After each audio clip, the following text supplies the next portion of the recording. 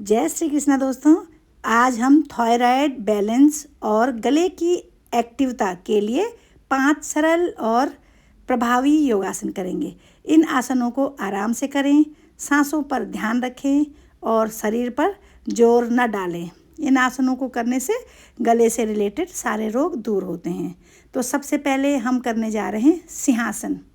तो सबसे पहले वज्रासन में बैठ जाएं, दोनों हाथों को घुटने पर रखें, रीढ़ सीधी रखें, गहरी सांस लें, दोनों हाथ आगे बनाते हुए सांस छोड़ते हुए जीभ को पूरी बाहर निकालें और आँखों को ऊपर की ओर देखें।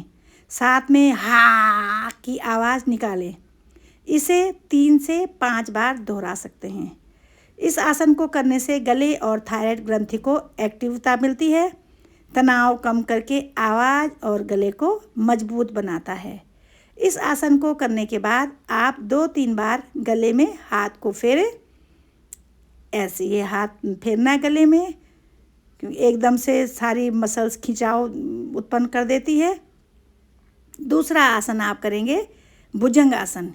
इस आसन के लिए आप पेट के बल लेट जाएंगे, दोनों हथेलियां कंधों के पास रखेंगे, आराम से लेटेंगे।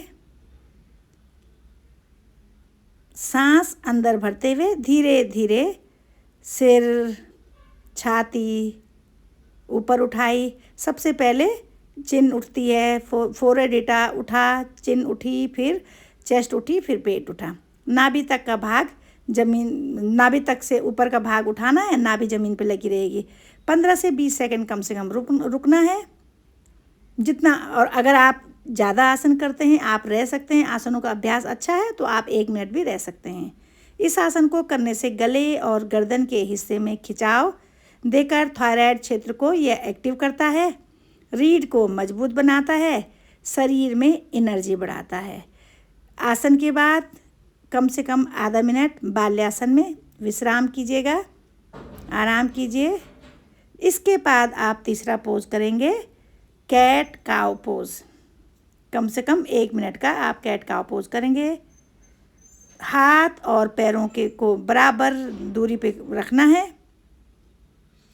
घुटनों पे बैठेंगे तो घुटने पे खड़े हो गए और हाथों में और घुटनों में बराबर का गैप।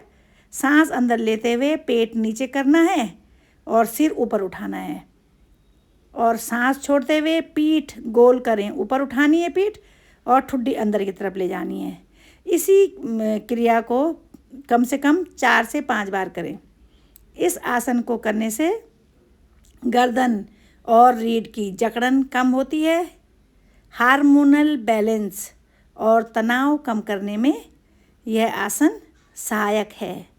इस आसन का अभ्यास करने से कई अन्य रोग भी, पीठ से संबंधित, पेट से संबंधित, गले से संबंधित सभी रोगों में यह आसन फ़ायदा पहुंचाता है।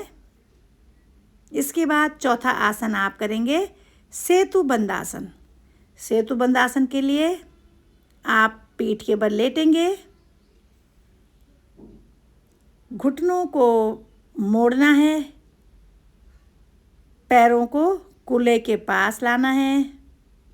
सांस लेते हुए कोशिश करनी है हथेलियों से हम अपने एंकल पकड़ें।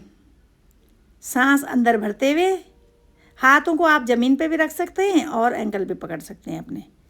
सांस अंदर भरते हुए कमर और छाती ऊपर उठाइए, हाथों को से पैरों को पकड़ के रखना है। कम से कम 20 सेकंड मेंटेन करें, अधिक से अधिक अपनी क्षमता के अनुसार 1 मिनट भी कर सकते हैं।